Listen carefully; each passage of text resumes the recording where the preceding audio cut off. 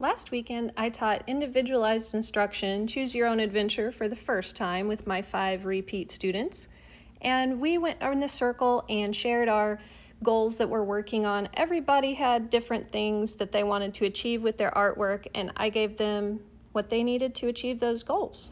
All right, so my learning goals were first color mixing, which is why I'm really enjoying this class because I really struggle with that. And then also texture. I wanted to practice making my sky very smooth and having some texture in my grasses. And so, a lot of the stuff that I'm doing for the first time. So far, I love my colors, so I'm so excited. And I'm pretty happy with how the sky turned out smooth. I love how my mountains are turning out so far nice and smooth, and I can't wait to get down here and do more texture with the grasses in the foreground. And I think we had talked about moodiness of the sky and contrast. So the darkness of the top and then this nice light area towards the bottom.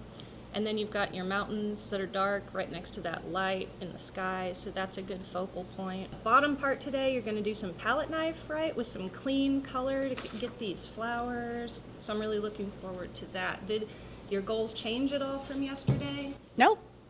I'm so excited. I woke up at 4:30 this morning. I could hardly stand it. I was like, I want to go. So, yeah. Shifted just a little bit today that I still want to keep learning how to use oils, but I'd also like to try to use some brush. The second goal I had yesterday was practicing saturation.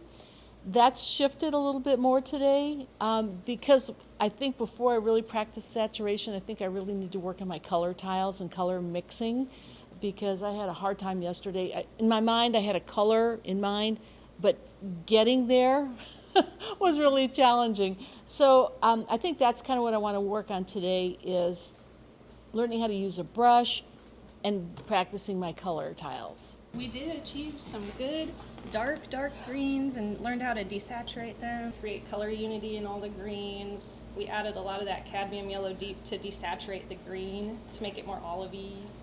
And that did work out really well here. Yeah, I think that worked out pretty good for the most part. It's got a long ways to go, and it's a practice. So.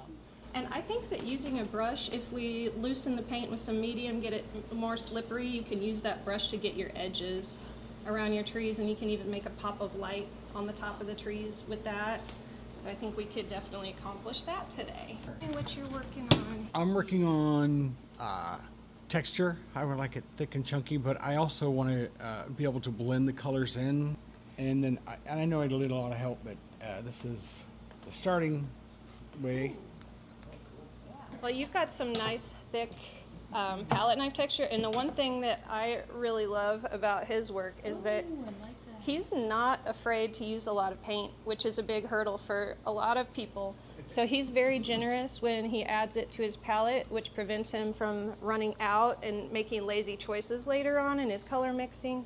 And I think that really behooves the palette knife painting work, so that's great. When we were looking at that and we were breaking down how to achieve all of those colors, we figured out there was several color strings that we had to accomplish there. We'd have to make a cool color string, a warm color string, and then a lighter value version of all of those for the sky. Awesome. Okay.